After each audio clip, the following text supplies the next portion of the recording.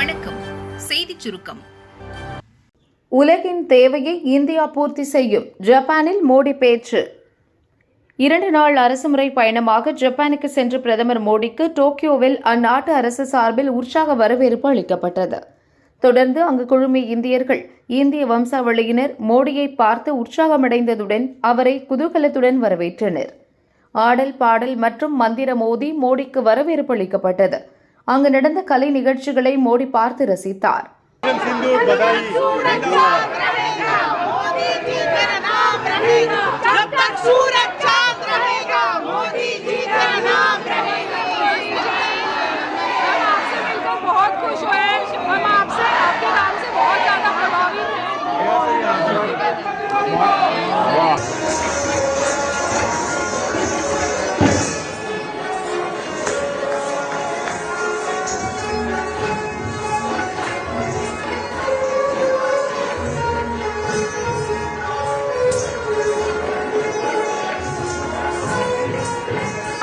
अच्छे दिन मेरे लिए आ गए हैं जापानी लोगों के लिए।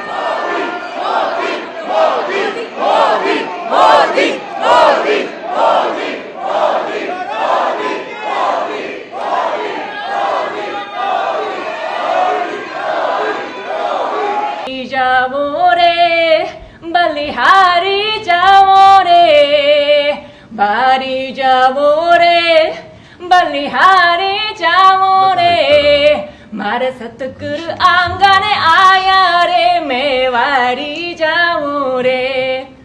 தொடர்ந்து ஜப்பான் பிரதமர் சிகேரு இஷிபாவை மோடி சந்தித்து பேசினார்.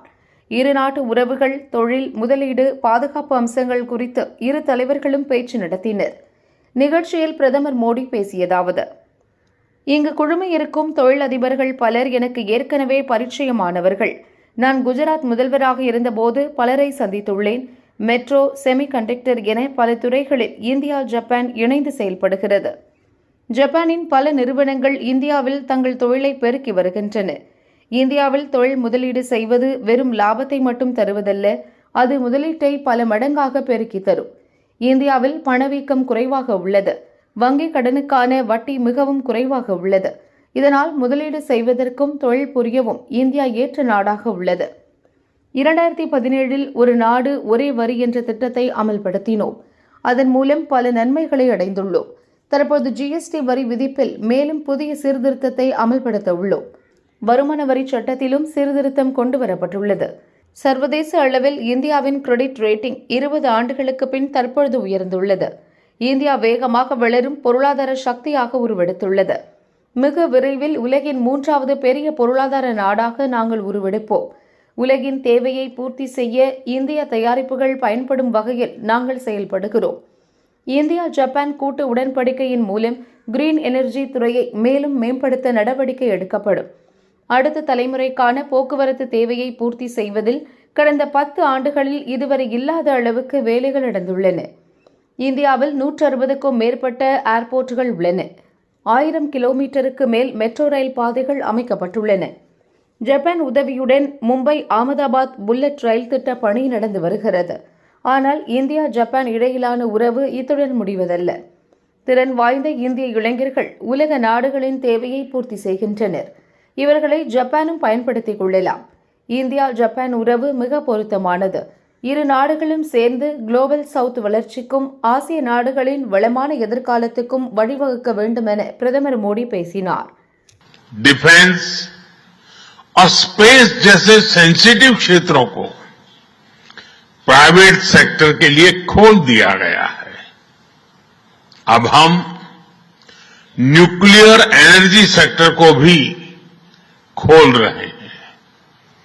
साथियों, इन रिफॉर्म्स के पीछे हमारा विकसित भारत बनाने का संकल्प है, हमारा कमिटमेंट है, कन्विक्शन है और स्ट्रेटेजी है.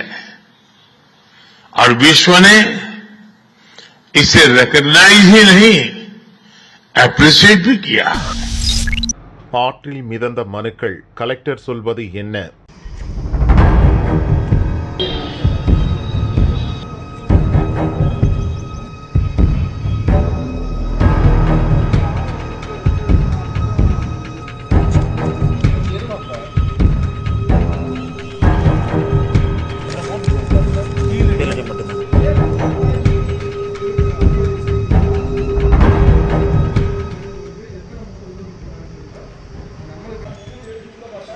உங்களுடன் ஸ்டாலின் என்ற புதிய திட்டத்தை சமீபத்தில் முதல்வர் ஸ்டாலின் அறிமுகம் செய்தார்.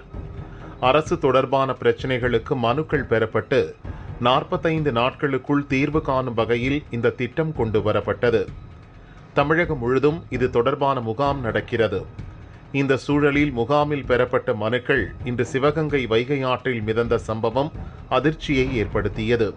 தாசில்தார் ஆர்ஐ விஏஓ கையெழுத்துடன் இருந்த மனுக்கள் மூட்டையாக கட்டி வீசப்பட்டிருந்தது.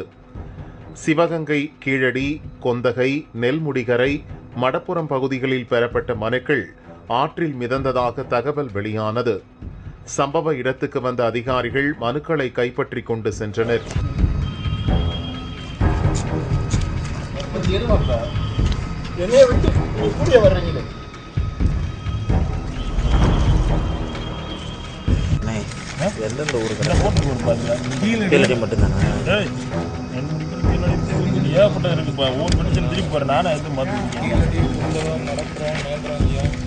எதிர்க்கட்சித் தலைவர் பழனிசாமி, முன்னாள் பாரதிய ஜனதா மாநில தலைவர் அண்ணாமலை உட்பட பலர் கடும் கண்டனம் தெரிவித்தனர். சிவகங்கை மாவட்ட கலெக்டர் பொற்கொடி சம்பவம் தொடர்பாக விளக்கம் அளித்துள்ளார்.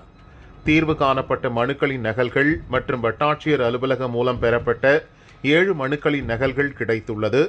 திருப்புவனம் வட்டாட்சியர் அலுவலகத்தில் பணியாற்றும் அலுவலர்கள் மற்றும் பணியாளர்களிடம் விசாரணை நடக்கிறது. சிவகங்கை எஸ்பியிடம் கோட்டாட்சியர் புகார் அளித்துள்ளார். அரசுக்கு களங்கம் விளைவிக்கும் வகையில் சமூக விரோத செயலில் ஈடுபட்டோர் மீது நடவடிக்கை எடுக்கப்படும் என கூறியுள்ளார். காமராஜர் செய்த கல்வி புரட்சி திமுக அரசால் பாழாக்கிவிட்டது, அண்ணாமலை வேதனை. பாஜக தேசிய செயற்குழு உறுப்பினர் அண்ணாமலை வெளியிட்ட அறிக்கையில் கூறியிருப்பதாவது: திமுக ஆட்சிக்கு வந்த பிறகு அரசு பள்ளிகளில் மாணவர் சேர்க்கை குறைந்து கொண்டே வருகிறது என்பதை ஒவ்வொரு ஆண்டும் பார்த்து கொண்டிருக்கிறோம்.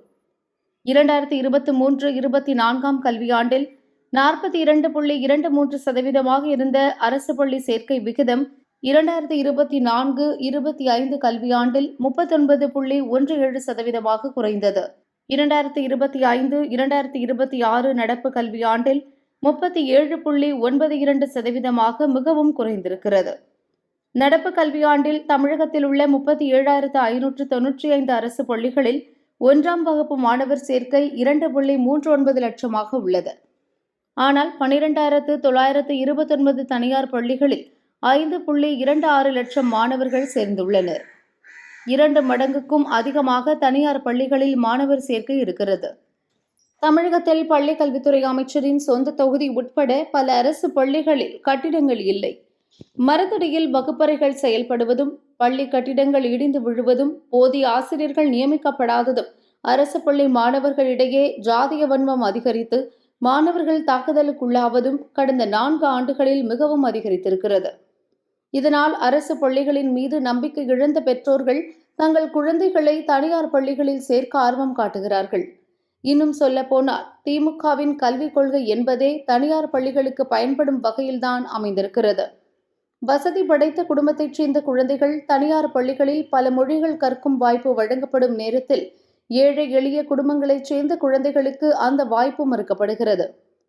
கடந்த ஆட்சி காலத்தில் அரசு பள்ளிகளில் கொண்டு வரப்பட்ட LKG, UKG உள்ளிட்ட துவக்க கல்வி இன்று தமிழக அரசு பள்ளிகளில் நடைபெறுவதில்லை.